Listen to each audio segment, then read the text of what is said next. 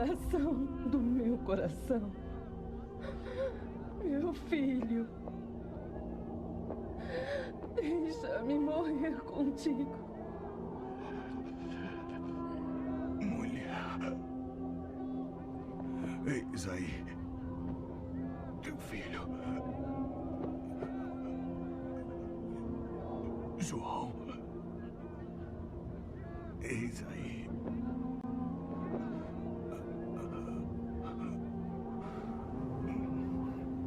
tua mãe.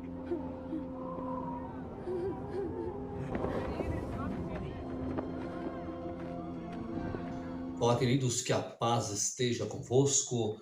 Eu sou o pregador Wesley Rabelo e esse é o canal Reformadores do Evangelho. Seja muito bem-vindo a esta plataforma, é um prazer tê-lo aqui conosco.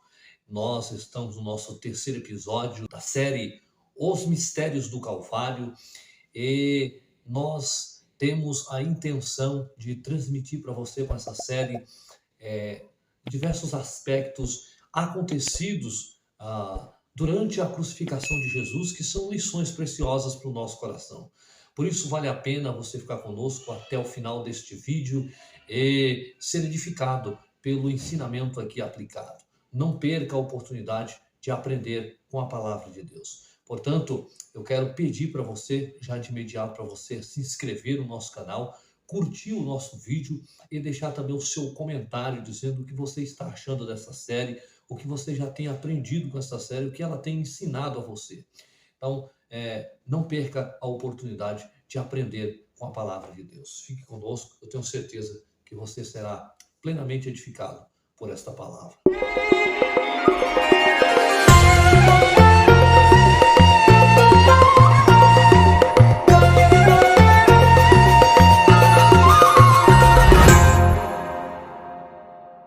Neste episódio, nós vamos aprender aqui algumas lições preciosíssimas sobre a crucificação de Jesus, mais uma vez, como tema que nós temos apresentado aqui. E esse terceiro tema, nós temos a intenção de trazer aqui a seguinte reflexão. A cruz de Jesus é um lenho que produz frutos excelentes para a vida eterna. A cruz de Jesus como sendo a árvore preparada por Deus que produz um fruto excelente para a vida eterna. E o texto base para a nossa reflexão é João, no capítulo de número 19, o versículo 25 e 26, que diz da seguinte forma: E junto à cruz de Jesus estava sua mãe e a irmã de sua mãe, Maria, mulher de Clopas, e Maria Madalena. E o versículo 26. Ora, Jesus, vendo ali sua mãe e o discípulo a quem ela amava, estava presente. Disse à sua mãe: mulher, eis aí o teu filho. Esse é o texto base para a reflexão daquilo que nós queremos transmitir ao seu coração nesta ocasião. Pois bem, foi por meio do fruto de uma árvore que o homem caiu no pecado, se afastou de Deus. Houve uma ruptura no seu relacionamento com Deus por meio do fruto de uma árvore. De tal maneira que então Deus agora, por sua infinita misericórdia, ele planta na terra uma árvore frondosa de frutos excelentes, e todos quantos vierem a ela e comerem do seu fruto serão restaurado do veneno do fruto da árvore que o homem provou no jardim. Foi ao pé de uma árvore que tudo começou, que começou o relacionamento do homem com a serpente. Foi no pé de uma árvore que o homem ele começou a ter relacionamento com as trevas, que ele começou a ter relacionamento com o pecado. Foi ao pé de uma árvore. Da mesma forma, o Senhor agora cria o mesmo cenário e o mesmo caminho para que então agora o homem venha de volta ao seu encontro. Ele usa a mesma rota, ele usa o mesmo caminho, uma árvore, para que todos aqueles que venham até ela e por meio dela, por meio desse lenho seco, plantado no Calvário, ele então venha a ter um relacionamento novamente com Deus. O caminho pelo meio do qual o homem volta à comunhão com Deus é por meio desse lenho seco plantado no Calvário. Então, para você entender o tamanho da perspectiva que está por trás de alguns aspectos da crucificação do Calvário. Quando nós olhamos desta maneira, nós então compreendemos diversos aspectos e conseguimos observar de maneira mais ampla o que os acontecimentos do Calvário tendem a nos ensinar. Pois bem, cerca de 1500 anos antes, Moisés e Arão já apontavam para este lenho seco que produz frutos excelentes há 1520 anos atrás. Antes de Jesus, antes do nascimento de Jesus, antes da vinda de Jesus, já havia sido profetizado isso por Moisés e Arão.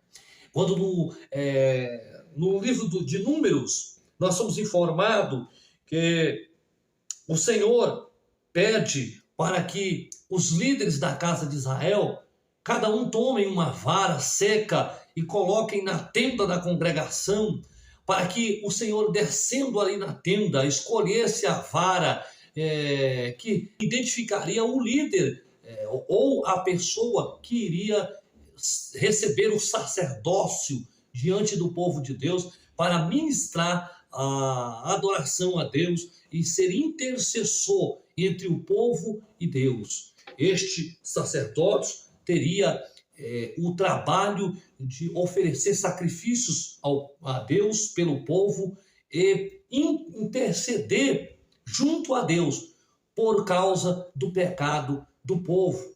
Então, quando esses 12 homens, representando as 12 tribos de Israel, cada um toma uma vara e coloca o seu nome e leva então a tenda da congregação, e diz a Bíblia que a vara de Arão foi a escolhida, e aquela vara seca brotou folhas, ramos e amêndoas e flores.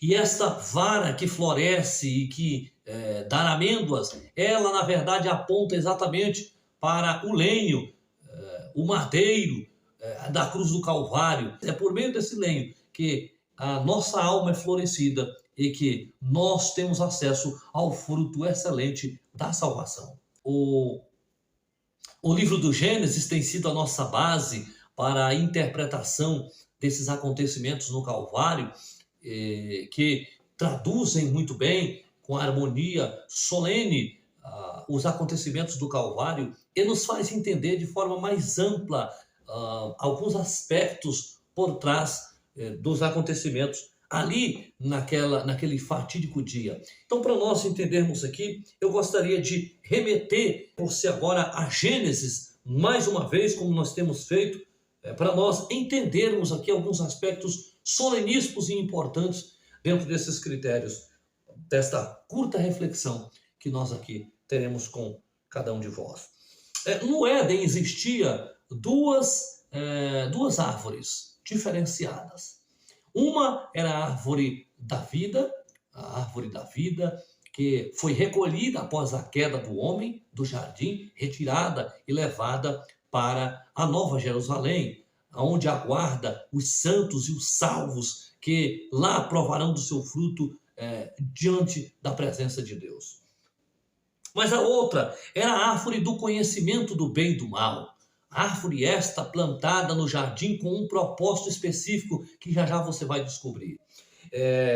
Então, essas duas árvores diferenciadas do jardim, elas têm propósitos específicos, definidos, que tantas vezes nós, na leitura atabalhoada e apenas passando por cima da leitura, apenas lendo superficialmente, eu quero dizer, nós às vezes não compreendemos de forma mais profunda o que significa estas árvores, qual é a interpretação, o que elas querem dizer, qual é a mensagem por trás dessas árvores, o que está por trás disso. Nós não temos como enxergar naquela cruz uma árvore seca que dá frutos excelentes se nós não viermos aqui no Gênesis para explorarmos como tudo começou, exatamente dentro dessa perspectiva de uma árvore, de um jardim com muitas árvores, árvores frutíferas, enfim, nós não temos como entender o final se não entendermos o início. O início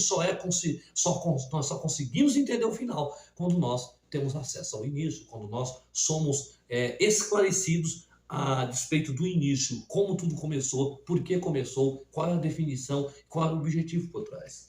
Então perceba, a árvore da vida, né, que foi retirada depois da queda, nós vamos deixar para nós explicar ela um pouquinho mais para frente. Eu gostaria de me ater aqui à árvore do conhecimento do bem e do mal, a princípio, para nós podermos entender alguns aspectos aqui do porquê aquela cruz como lenho e como árvore frutífera lá na frente. Perceba, a árvore do conhecimento do bem e do mal, ela tem uma definição muito clara, que às vezes é pouco compreendida e até percebida por muitos teólogos, por muitos estudiosos da palavra de Deus. Porque a árvore do conhecimento do bem e do mal, ela é do conhecimento do bem e do mal na mesma árvore.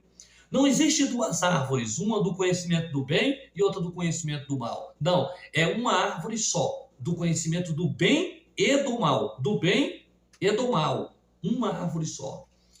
Então perceba, se nós podemos entender aqui alguns aspectos. Então é uma única árvore que dá um fruto com duas perspectivas diferentes, conhecimento do bem e conhecimento do mal. O conhecimento do bem, nessa perspectiva dessa árvore, com esse fruto, ela traz a seguinte ideia: o conhecimento do bem dentro da perspectiva do pecado. O pecado em si, ele é mau.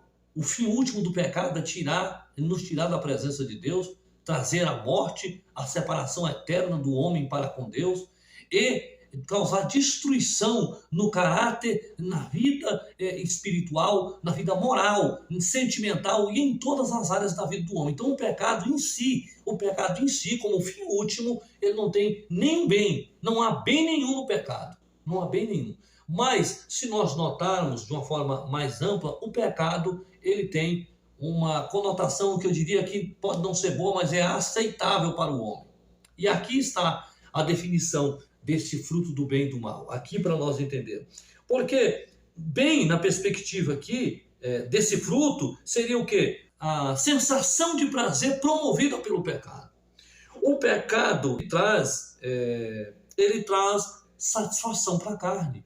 O pecado, ele não agrada a Deus, mas ele agrada a carne. E ele promove alegria não para Deus, mas para a carne. A carne se alegra na prática do pecado. A carne saboreia o pecado e o pecado tem um sabor deliciosíssimo para a carne. Se você notar isso, basta para você entender isso, você lê Romanos 7:8. Você vai entender com muita clareza isso. O apóstolo Paulo deixa muito claro para nós ali que o pecado desagrada a ele. Como pessoa em si, o seu homem interior não tem prazer. Contudo, os seus membros adoram a prática do pecado. O apóstolo Paulo vai dizer, inclusive, lá em 2 Coríntios, no capítulo 4, que o homem interior, ele se corrompe, o homem exterior se corrompe por causa do pecado, porque ama o pecado, porque ama as coisas do pecado. Mas o homem interior, ele se renova dia após dia em Cristo Jesus. Então o pecado em si, ele é bom, ele é gostoso, ele é agradável, mas é para a carne. É para a carne. Então o bem está aqui. Ele conheceria esse prazer que o pecado traz. Conhecia o prazer que o pecado traz. Ele chegou a conhecer o lado bom do pecado, o prazer. Sabe, as delícias do pecado. Mas o mal na mesma árvore. O bem e o mal na mesma árvore. Perceba, o bem pelo prazer do pecado. E a sensação que ele traz. O mal na consequência do pecado. Na consequência gravíssima que o pecado traz. Separação de Deus, a moralidade deturpada e corrompida, o caráter completamente destruído, a alma açoitada e flagelada pelo pecado e, por fim, a separação eterna de Deus para sempre. O bem e o mal. E você deve estar se perguntando da seguinte forma, peraí, mas o conhecimento do bem e do mal é isso? Então me diz uma coisa, e quando Deus disse, ele agora é como um de nós, o que ele estava querendo dizer? Será que Deus estava dizendo que ele tinha pecado? Será que Deus estava dizendo que ele tinha comido do fruto do pecado também e tinha provado esses dois aspectos que você está dizendo? Não. Ele é como nós, na perspectiva de Deus, quando ele trata desta matéria, que ele diz que ele conheceu o pecado e, portanto, ele agora era como Deus, não era no sentido de que Deus havia provado o fruto, mas é no sentido de que Deus havia sido alvo da ira do pecado já no céu. Por Lúcifer, lembra que ele caiu lá no céu? Lembra que ele se levantou contra Deus lá no céu, com toda a sua fúria e com todo o seu exército, a que ele tinha persuadido lá no céu? Então, é nessa perspectiva que Deus está dizendo, que ele havia visto o prazer e a alegria de Satanás em acreditar que agora ele seria o dono do céu, a expectativa no seu coração, aquela expectativa insaciável, incontrolável do seu coração, por ele acreditar que ele seria agora dono do céu, se assentaria na cadeira de Deus, mas o mal gerado pela consequência da sua atitude, que foi a expulsão, a queda e a separação eterna, o juízo imediato e eterno de Deus sobre a vida de Satanás. A fúria do diabo contra a sua vida naquele momento. O próprio Deus provou da fúria do inimigo quando ele foi atacado pelo próprio adversário que tentava usurpar o trono do próprio Deus. Aí, nessa perspectiva, Deus está dizendo para o homem, agora ele conhece isso, agora ele conhece, talvez não conhece tudo agora, mas vai conhecer ao longo da sua jornada na terra, vai conhecer toda a ira de Satanás, vai conhecer todo o ardor do pecado e a consequência gravíssima que ele gera. Ele gera isso mesmo, essa alegria momentânea, passageira, algo que parece bom, mas o mal está presente. A queda, a consequência gravíssima, severa e eterna. O bem e o mal. Fruto do bem e do mal. E às vezes é difícil nós compreendermos isso, nós olharmos de forma superficial, mas quando nós olhamos nessa perspectiva, então nós compreendemos o que significa de fato, o fruto do conhecimento do bem e do mal. De maneira que a árvore do conhecimento do bem e do mal não era para a destruição do homem. Olha para você ver que coisa. Quando você olha nessa perspectiva, você então entende alguns outros aspectos que parecem estar um pouco obscuros aos nossos olhos e precisa ser esclarecido. Quando muitos que não têm o conhecimento da verdade leem a Bíblia Sagrada, a primeira coisa que eles vão questionar é: por que Deus permitiu que o homem caísse? Se ele sabia que o homem ia cair, por que ele plantou aquela árvore ali? Por que ele não plantou outra árvore ao invés de plantar aquela árvore? Por que ele plantou aquela árvore? Esse é o questionamento de muita gente quando lê a Bíblia Sagrada. E aqui é uma tentativa de encontrar defeitos em Deus. Mas o Senhor é perfeito. E a perspectiva por trás desta árvore do conhecimento do bem e do mal não era para a ruína do homem, mas era para a sua exaltação, era para refinar o seu caráter ainda mais e trazer personificação consistente para a vida do homem e para o relacionamento do homem com Deus. Como assim? Como isso? Pois bem, porque a árvore do conhecimento do bem e do mal, ela é uma espécie de teste de Deus para testar a fidelidade do homem com o seu Criador, testar o relacionamento do homem com o seu Criador. Esta era a finalidade da árvore do conhecimento do bem e do mal. E por que Deus havia feito isso? Porque já havia registro de infidelidade antes da criação do homem. De quem? Do Lúcifer, que se voltou contra Deus, que se rebelou contra Deus, que se levantou contra Deus. Por que Deus estava agora criando este método para dar ao homem a oportunidade de demonstrar sua fidelidade ao seu Criador?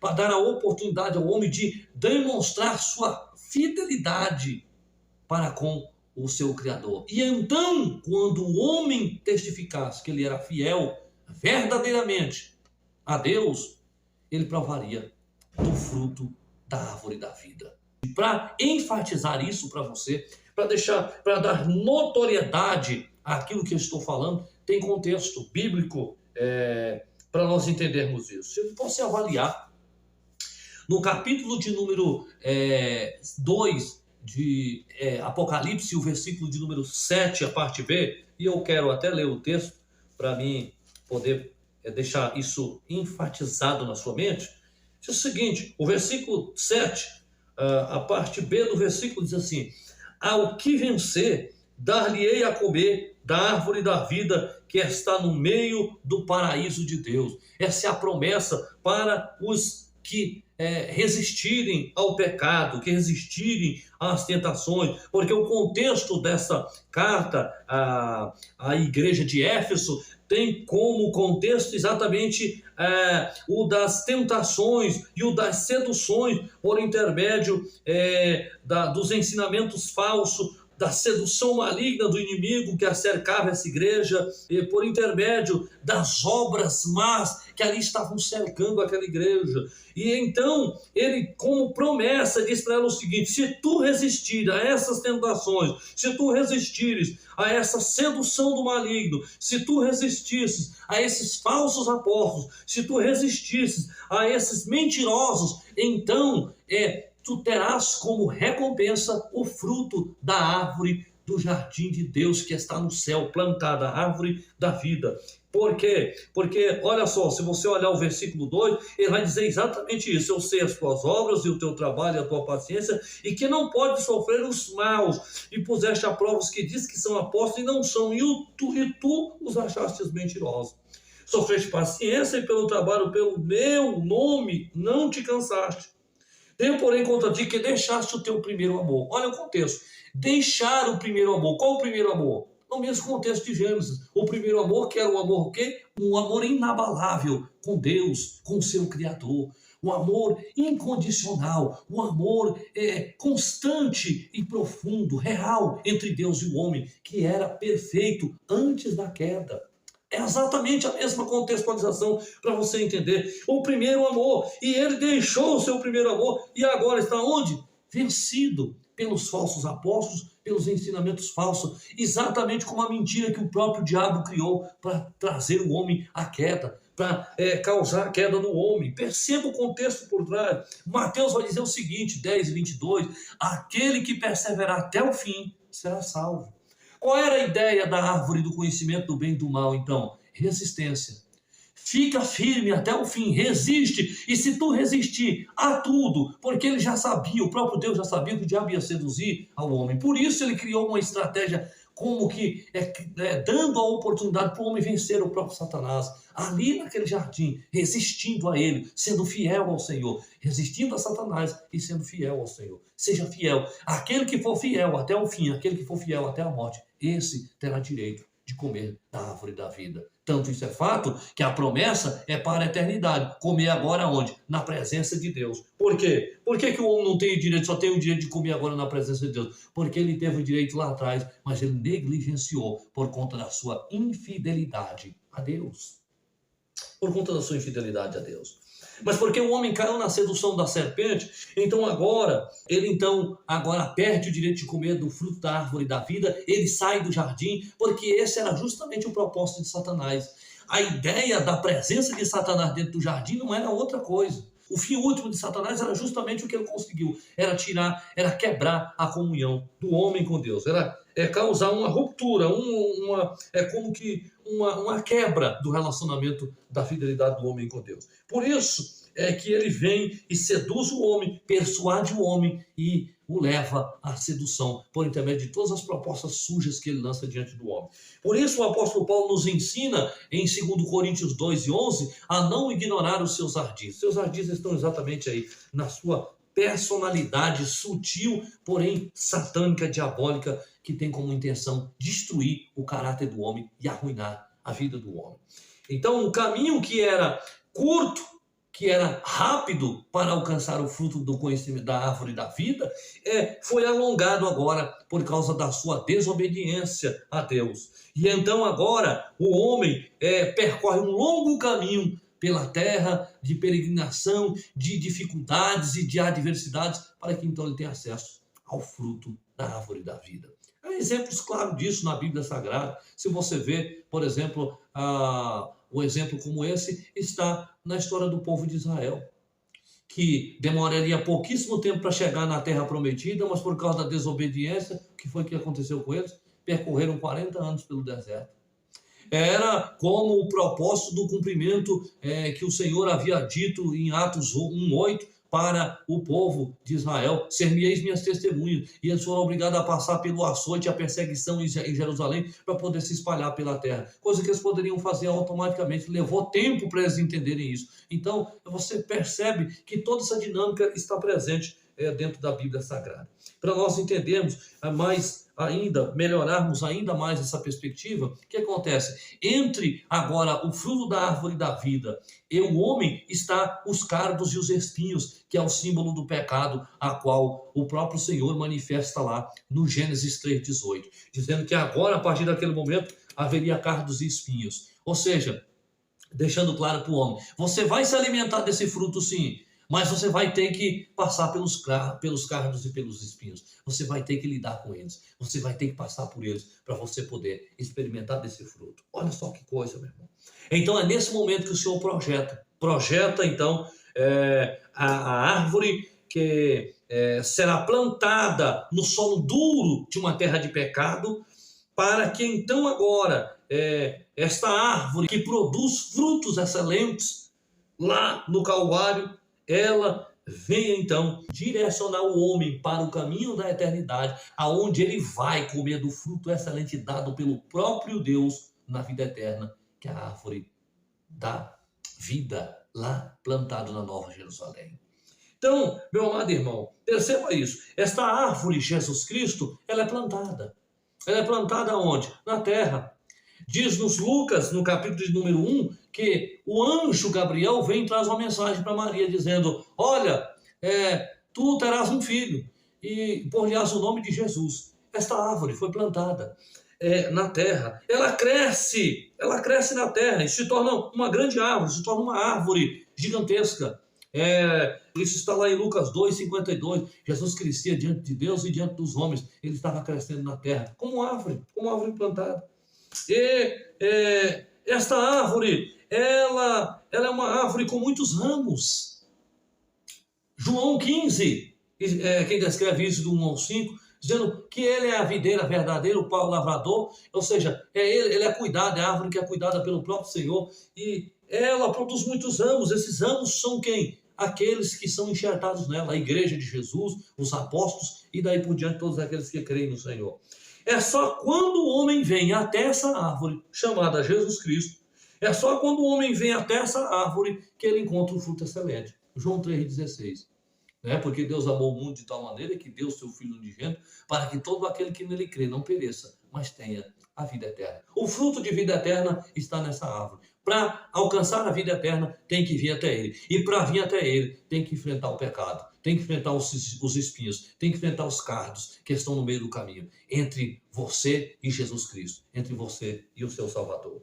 Essa mesma dinâmica do plantio, para nós aqui finalizarmos, dessa árvore excelente, ela acontece espiritualmente conosco também.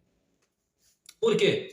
Porque esta árvore, ela é plantada no nosso coração pela palavra. Mateus 13:3. O semeador saiu a semear. A semeadura pela palavra de Deus. Essa árvore, ela é regada pela fé no nosso coração. Romanos 10:9-10. Se com a tua boca confessar em teu coração credes que Jesus Cristo ressuscitou dos mortos, será salvo. Olha lá. É pela fé. Ela é regada. Se não houver fé, não há salvação. Se não houver constantemente um regar da fé, não há frutos. Não há frutos. Não há frutos para nós. Mas esta árvore produz frutos. Frutos em nós e frutos através de nós. A árvore da vida produz fruto em nós e frutos através de nós. Frutos em nós são os frutos que Gálatas 5:22 registra. O fruto do Espírito, que está à disposição de todo aquele que vai buscar nesta árvore o alimento. Esses frutos que nos mantêm vivos, eles que alimentam a nossa alma. O fruto do Espírito. Mas os frutos através de nós. Ide por todo mundo e pregar o evangelho a toda a criatura. E Mateus 28:19-20. E batizando-as em nome do Pai, do Filho e do Espírito Santo, e ensinando a guardar tudo quanto vos tenho falado. Este é o fruto excelente. Esses são os frutos excelentes que o Senhor quer manifestar ao meu e ao seu coração. Mas para isso é preciso nós irmos até esta árvore. É necessário nós irmos ao encontro desta árvore. A pergunta é, você tem ido ao encontro desta árvore? Você já foi até essa árvore? Ou você está cabisbaixo, desanimado, como Elias, debaixo da árvore, pensando em se matar? Quantos não estão no pé da árvore, mas estão pensando em se matar, como Elias? Quantos não estão desanimados? Quantos só querem a sombra da árvore, mas não querem os frutos da árvore, por isso estão mortos? Porque a sombra não me dá vida, não. É só os frutos que me dão vida. Quantos que estão debaixo da árvore querem até o seu fruto, mas é só para alimentar momentaneamente, mas não para alimentar espiritualmente. Quantos que querem se aproveitar dos galhos da folha da árvore, da madeira da árvore, mas não querem se aproveitar do fruto da árvore. Eles jogam fora o fruto. O conselho de Deus para nós é o seguinte: olha, eu vos nomeei para que vardes e deis fruto, e o vosso fruto permaneça. Permaneça. Para isso você precisa vir ao encontro desta árvore, Jesus Cristo. A lição que eu quero deixar para o seu coração é que, enquanto você não preparar o caminho ao encontro a esta árvore, você nunca vai provar do fruto excelente que essa árvore tem para dar. Essa árvore plantada lá no Calvário é seca, árvore seca, mas o seu fruto é excelente, assim como a vara de Moisés. Ela faz florescer a minha alma e o seu fruto alimenta o meu coração e me transforma em um ser revigorado para enfrentar as adversidades da vida, até que chegue o momento de eu provar do fruto excelente na glória eterna com o Pai. Que Deus em Cristo te abençoe, que esta mensagem possa trazer edificação, consolo para o seu coração e possa ter trazido também esclarecimento para você. Que Deus em Cristo possa te abençoar. Fique conosco nessa série. Não perca os próximos vídeos. Não perca os próximos episódios. Tem muita coisa interessante, empolgante para o nosso coração, para o nosso aprendizado espiritual e para a nossa riqueza espiritual com Deus. Lições poderosíssimas para o nosso coração que nós precisamos aprender com Jesus. Que você possa ser edificado por esta série e que essa série possa falar muito ao seu coração. Eu espero em Cristo Jesus que você tenha sido edificado. Deixe o seu comentário aqui no vídeo, deixe o seu like, se inscreva no canal, não perca a oportunidade de acompanhar os próximos vídeos, porque depois dessa série tem outras séries que virão, tem muito material sendo preparado aí para edificação do seu coração. Deus em Cristo vos abençoe, em nome do Senhor Jesus.